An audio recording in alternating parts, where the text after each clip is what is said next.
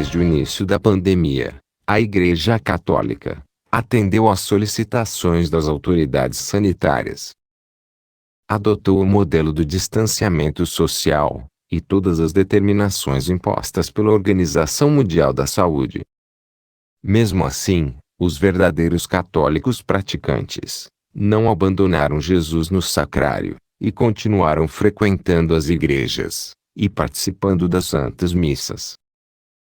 Mas, onde estão os verdadeiros apóstolos de Cristo, aqueles que não se deixam intimidar pelas restrições impostas pelos governantes corruptos? Eles estão nas redes sociais e em suas igrejas, fazendo um belíssimo trabalho de evangelização e defendendo aqueles que lutam por seus direitos. O direito de escolha, o direito de celebrar as santas missas, e tantos outros direitos, que nos foram cerceados, todos, em nome da saúde pública. É óbvio que os governantes têm a obrigação de cuidar da saúde pública, mas os governantes esquerdistas não estão preocupados com a nossa saúde, mas com os seus próprios interesses. A indústria farmacêutica vem faturando bilhões por causa dessa pandemia criada em laboratório e amplamente apoiada pela mídia. Ouçam o que Dom Carlo Maria Viganò falou para os caminhoneiros canadenses no dia 7 de fevereiro de 2022. Queridos irmãos e irmãs, caminhoneiros canadenses, seu protesto, queridos amigos caminhoneiros canadenses, se une a um coro mundial que quer se opor ao estabelecimento da nova ordem mundial sobre os escombros dos Estados-nação, através do Grande Reset, desejado pelo Fórum Econômico Mundial e pelas Nações Unidas, sob o nome de Agenda 2030. E sabemos que muitos chefes de governo participaram da Escola para Jovens Líderes, de Klaus Schwab. Os chamados líderes globais do amanhã, começando com Justin Trudeau e Emmanuel Macron, Jacinta Ardern e Boris Johnson, e, antes disso, Angela Merkel, Nicolas Sarkozy e Tony Blair. Os bons sacerdotes, aqueles que defendem os nossos direitos, são severamente punidos em vários lugares do mundo. Por exemplo, o padre Emanuele Personeni, de Bergamo, uma das cidades da Itália mais afetadas pelo bichinho chinês, no início da pandemia, foi exonerado de todos os deveres pastorais pelo bispo de Bergamo, Francesco Beschi, após organizar uma peregrinação por várias igrejas do país, para difundir suas ideias contra o remédio e o passaporte sanitário. O padre Dirceu Sabino, que respondia pela paróquia Santo Antônio, de Ubiratã, foi afastado do cargo, por decisão da Diocese de Campo Mourão, porque celebrava missas durante a pandemia.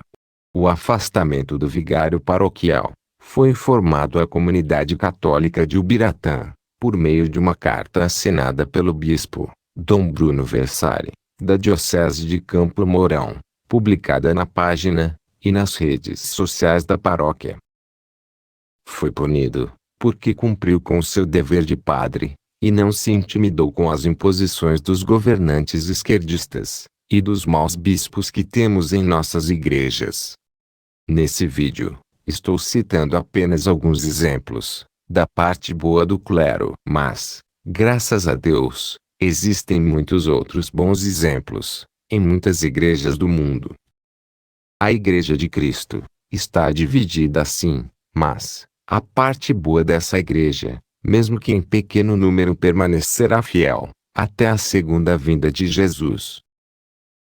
Desde o início da pandemia, alguns bons padres que tiveram suas igrejas fechadas, ou que enfrentaram problemas por causa das restrições impostas, não se acovardaram e foram para as ruas, levando o Santíssimo Sacramento ao encontro dos fiéis. Visitaram hospitais, levando um pouco de conforto aos profissionais de saúde e também aos doentes. Os bons sacerdotes, os verdadeiros discípulos de Jesus dos últimos tempos, não se intimidam com as adversidades e continuam fazendo um belíssimo trabalho de evangelização. Nós leigos, devemos rezar muito pela Igreja de um modo geral, mas, principalmente, pelos bons sacerdotes, para que eles continuem firmes na fé, e defendendo a verdadeira e imutável doutrina de Cristo. Ouçam o pedido feito por Nossa Senhora de La Salette. Eu dirijo um premente apelo à terra. Apelo aos verdadeiros discípulos do Deus vivo, que reina nos céus. Apelo aos verdadeiros imitadores de Jesus Cristo feito homem, o único e verdadeiro Salvador dos homens.